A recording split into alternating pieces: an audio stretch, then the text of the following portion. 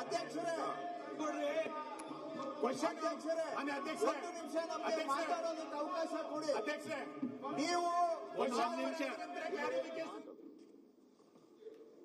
ಸತ್ಯ ಹೇಳವ್ರೆ ನೋಡಿ, ಬಾಲಕೃಷ್ಣ ಕರೆಕ್ಟ್ ಆಗಿ ಮಾತಾಡ್ತಾವ. ಸತ್ಯ ಇಲ್ಲ ಅಂದವ್ರನ್ನ ಹೆಂಗೆ ಎನ್ಕೌಂಟರ್ ಮಾಡ್ತೀರಾ? ಕಾಡುಗಳ ಅಂತ ಹೆಂಗೆ ಎನ್ಕೌಂಟರ್ ಮಾಡ್ತೀರಾ? ಅವನಿಗೆ ಇಲ್ಲ ಅಂದಮೇಲೆ ಅವನು ಅಬಿಚೂಲ್ ಅದ ಏನನ್ನೋದು ಸುರೇಶ್ ಕುಮಾರ್ ಅವರು ಅಫೆಂಡರ್, ಅಬಿಚುವಲ್ ಅಫೆಂಡರ್ ಇದಾರಲ್ಲ. ಈಗ ಯಾರೋ ಒಂದು ಕೊಲೆ ಮಾಡಿರ್ತಾನೆ, 2 ಮಾಡಿರ್ತಾನೆ, ಈ ತರ ಆಗಿದ್ರೆ ಅವನ ರೆಗ್ಯುಲರ್ ರೌಡಿ ಅನ್ನೋ ತರ ಇರ್ತೈತೆ. ರೆಗ್ಯುಲರ್ ರೌಡಿ ಲಿಸ್ಟಲ್ಲಿ ಇರ್ಬೇಕು ಅವನು. ಇವನೇನು ಇಲ್ಲ, ರೌಡಿ ಲಿಸ್ಟಲ್ಲೇ ಇಲ್ಲ ಇವನು. ಹೆಂಗೆ ಮಾಡಿದ್ರಿ ಅವನಿಗೆ? ಮತ್ತೆ ಗುಂಡು ಅಧ್ಯಕ್ಷರೇ, ನನಗಿಂತ ತಾವು ಬಹಳ ಸ್ಪರ್ಧೆ ಮಾಡಿದ್ದೀರಾ. ನೀವೆಲ್ಲ ಜನಗಳ ಮಧ್ಯೆ ಇದ್ದವರು, ಒಂದು ಅರ್ಥ ಮಾಡ್ಕೊಳ್ಳಿ. ಕಾಡಲ್ಲಿ ಫೈರಿಂಗ್ ಆಗ್ಬೇಕಾದ್ರೆ, ಕಾಡು ಗೊತ್ತಲ್ಲ, 1000 ಕಿಲೋಮೀಟರ್ ಇರ್ತದೆ. ಫೈರಿಂಗ್ ಆಗ್ಬೇಕಾದ್ರೆ ಎಷ್ಟು ರೇಂಜಲ್ಲಿ ಆಗಬೇಕು? ಪರಮೇಶ್ವರ್ ಉತ್ತರ ಕೊಡ್ತಾರೆ, ಆಮೇಲೆ ಕೇಳಿ ಅವರು. ಪರಮೇಶ್ವರ್ ಸತ್ಯ ಹೇಳ್ತಾರೆ ಅಂತ ನಾನು ತಿಳ್ಕೊಂಡು ಎಷ್ಟು ಇದ್ರಾಗಬೇಕು? ಒಂದು ಅರ್ಧ ಕಿಲೋಮೀಟರ್ ದೂರ ರೇಂಜ್ ಏನಿರ್ತೈತೆ ಅದರದ್ದು? ಇವ್ರದ್ದು ರೇಂಜ್ ಏನಿದೆ? ಆ ಗನ್ನಿನ ರೇಂಜ್ ಏನಿದೆ? ಅರ್ಧ ಕಿಲೋಮೀಟರ್ ರೇಂಜಲ್ಲಿ ಹೊಡೆದಿದ್ದಾರ, 1/4 ಕಿಲೋಮೀಟರ್ ರೇಂಜಲ್ಲಿ ಹೊಡೆದಿದ್ದಾರ? ಸ್ಪಾಟ್ ಅಲ್ಲಿ ಅಂದ್ರೆ ಹತ್ತಿರದಿಂದ ಹೊಡೆದಿರೋದ್ರ ಬಗ್ಗೆ ಡಾಕ್ಟರ್ ಹೇಳಿದ್ದಾರೆ. ಪಾಯಿಂಟ್ ಬಹಳ ನಿಯರೆಸ್ಟ್ ಅಲ್ಲಿ ಹೊಡೆದಿರೋದು. ನಿಯರೆಸ್ಟ್ ಅಲ್ಲಿ ಹೊಡಿಬೇಕಾದ್ರೆ ಅದು ಹೆಂಗೆ ಫೈರಿಂಗ್ ಅಂತ ಆಗುತ್ತೆ?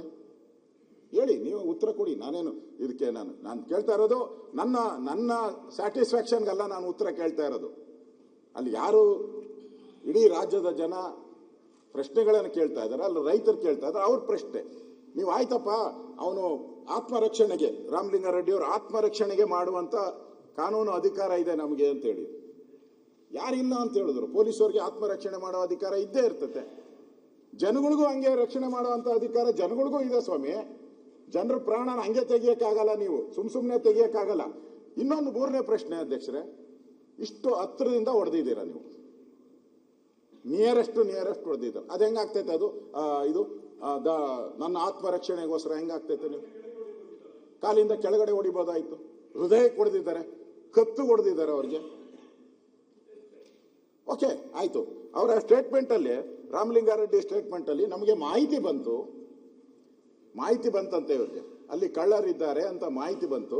ನಾವು ಹೋಗಿ ರೈಡ್ ಮಾಡ್ತಿರುತ್ತೆ. ಕಳ್ಳರಿದ್ದಾರೆ ಅಂತ ಮಾಹಿತಿ ಬಂದ ಮೇಲೆ 4 ಜನ ಹೆಂಗ್ ಹೋದ್ರಿ ನೀವು? ಎಷ್ಟು ಜನ ಸ್ಟಾಫ್ ಇದ್ದಾರೆ ಆ ರೇಂಜಲ್ಲಿ? ನಿಮಗೆ 100-200 ಜನ ಇರ್ತಾರೆ.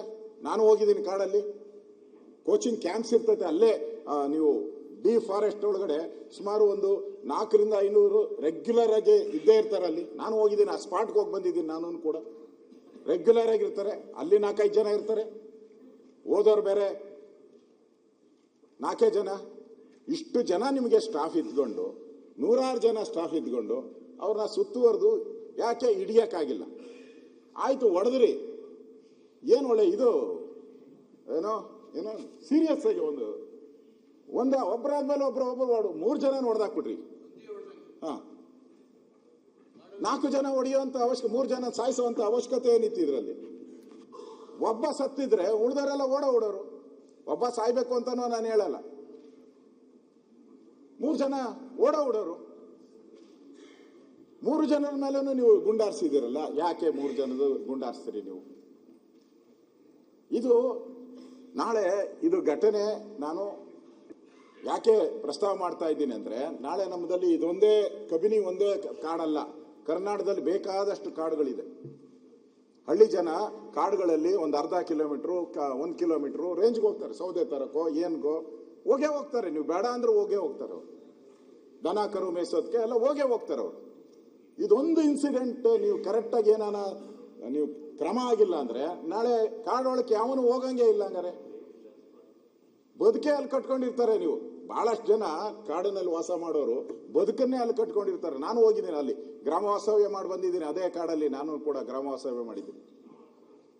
ನಾನು ಅಲ್ಲಿಗೆ ಅದರಿಂದ ನನಗನ್ಸೋವಂಥದ್ದು, ಈ ಹತ್ತಿರದಿಂದ ಯಾಕೆ ಗುಂಡುಗಳು ಬಂತು ಅನ್ನೋದು ಕೂಡ ನಮ್ಮ ಪ್ರಶ್ನೆ.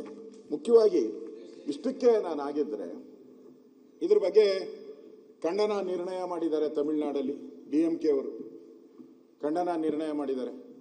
ತಮಿಳರನ್ನ ಕೊಂದಿದ್ದೀರಾ ಅಂತ ಅವರು ಡೈರೆಕ್ಟ್ ಆಗಿ ಹೇಳಿದ್ದಾರೆ. ತಮಿಳರನ್ನ ಕೊಂದಿದ್ದೀರಾ ಅನ್ನೋ ಮಾತನ್ನೇ ಹೇಳಿದ್ದಾರೆ. ಆಮೇಲೆ ಅಲ್ಲಿನ ಮುಖ್ಯಮಂತ್ರಿ ವಿಜಯನ್ ಅವರು ತಮಿಳರ ಹತ್ಯೆ ಬರ್ತಾ ಇದೆ ನೋಡಿ, ತಮಿಳರ ಹತ್ಯೆ ರಾಜ್ಯ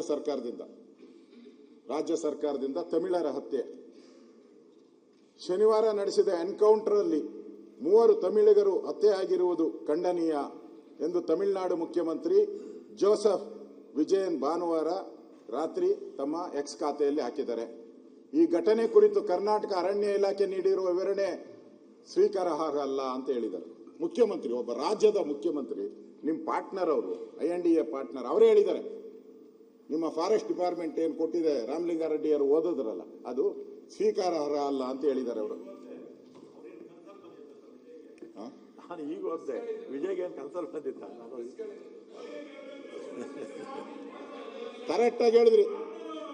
ಹಂಗಾರೆ ಲಾಯಕ್ಕಿಲ್ಲ ಅಂತಾನೆ ಅವ್ರ ಮುಖ್ಯಮಂತ್ರಿಗೆ.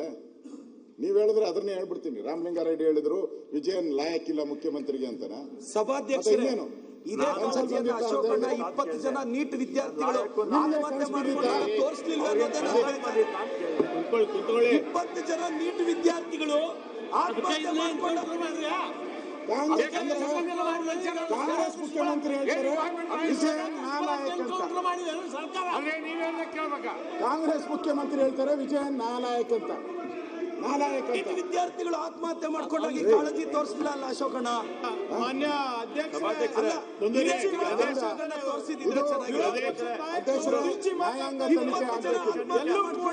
ಕಾಳಜಿ ತೋರಿಸಲಿಲ್ಲ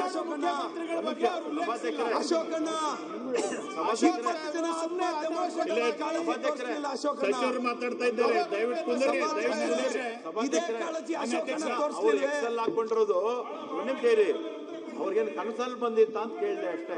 ನಾನು ನಾಲಾಯಕ್ ಬಗ್ಗೆ ನಾನು ಮಾತಾಡ್ತೀನಿ. ಸರಿ ಕನಸಲ್ಲಿ ಬಂದಿತ್ತ ಅಂತ ಕೇಳಿದೆ. ಮಾನ್ಯ ಅಧ್ಯಕ್ಷೆ ಇದು ಪ್ರಾಮಾಣಿಕವಾಗಿ ಅವ್ರಿಗೆ ನ್ಯಾಯ ಒದಗಿಸಬೇಕು ಅಂತ ಐತಾ, ರಾಜಕೀಯ ಮಾಡಬೇಕು ಅಂತ ಐತಾ? ನಿಮ್ ಭಾಷಣದ ಮುಖಾಂತರ ನೀವು ಕೊಲೆ ಮಾಡಬೇಕಂತ ನ್ಯಾಯ ಒದಗಿಸೋದು ನ್ಯಾಯ ಒದಗಿಸಿ ಸರಿಯಾಗಿ ಪ್ರಶ್ನೆ ಕೇಳಿ. ಅವ್ರ ಕುಟುಂಬಕ್ಕೆ ನ್ಯಾಯ ಕೊಡಿಸಿ ಬದುಕಿಸಿ, ಆಯ್ತು ಅವ್ರಿಗೆ ಬದುಕಿಸಿ ನ್ಯಾಯ ಕೊಡಿಸಿದ್ರೆ ಅವರಿಗೆ ಆಯ್ತು. ಮಾನ್ಯ ಅಧ್ಯಕ್ಷೆ ರಾಜಕೀಯ